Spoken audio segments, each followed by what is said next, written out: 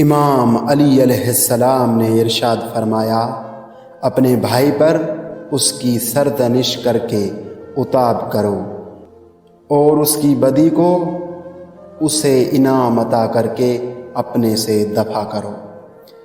کتنے ایسے لوگ ہیں جو خدا کی طرف سے احسان کے ذریعے پستی کی طرف بڑھ جاتے ہیں اور اس کے برائیوں کو چھپانے سے دھوکہ کھا جاتے ہیں اور تعریف و تمجید سے فریب میں مبتلا ہو جاتے ہیں، حالانکہ اللہ مہلت دینے سے زیادہ سخت کوئی امتحان نہیں لیتا۔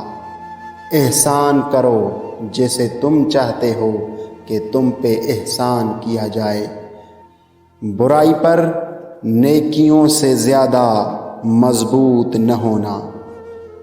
جس نے تمہارے ساتھ برائی کی ہو اس کے ساتھ احسان کر کے اس کا بدلہ دو۔ احسان بد زبانوں کی زبان بند کر دیتا ہے۔ جس کے ساتھ چاہو احسان کرو، تم اس کے امیر ہو جاؤ گے۔ احسان فضیلت کی علامت ہے۔ ایک دن مولا علی علیہ السلام نے فرمایا، میں نے کسی کے ساتھ احسان نہیں کیا۔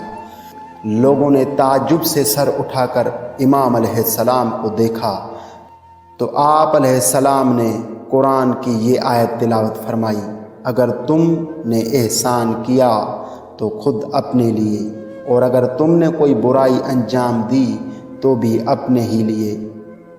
لوگ اپنے اچھے کاموں کے فرزند ہیں۔ تمہیں کسی کے ساتھ بھی احسان کرنے کا اختیار حاصل ہے، مگر اس کے بعد ہمیشہ احسان کرنے کے پابند ہو، کیونکہ اگر تم نے احسان کا سلسلہ ختم کر دیا تو گویا تم نے احسان کو بیکار کر دیا، اور اگر اسے بیکار ہی کرنا تھا تو پھر انجام ہی کیوں دیا تھا۔ اچھے انسان کی برائی یہ ہے کہ وہ تمہیں اپنے سے دور رکھے گا، اور برے کا احسان یہ ہے کہ وہ تمہیں اذیت نہ پہنچائے۔ احسان لوگوں کو بے دام غلام بنا لیتا ہے۔ مسلمان جب تک خاموش رہتا ہے نیک لوگوں میں شمار ہوتا ہے، مگر جب بول پڑتا ہے تو کلام کے لحاظ سے اچھا یا برا ہو جاتا ہے۔ برے انسان سے احسان و نیکی کرنا دشمن کو بھی صلح جو بنا دیتی ہے۔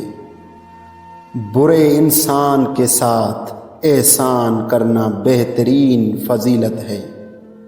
احسان ایک خزانہ ہے، اور کریم ہے وہ شخص جس نے اس خزانے کو پا لیا۔ احسان نیکیوں میں سر فہرست ہے۔ احسان مال غنیمت ہے۔ احسان محبت ہے۔ احسان کرنے والا صاحب نصرت ہے۔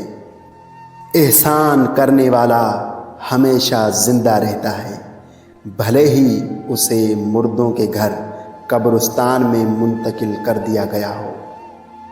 محسن وہی ہے جو تمام لوگوں پر احسان کرے۔ فضیلت احسان کے ساتھ ہے، سخی وہی ہے جو دولت احسان لٹائے۔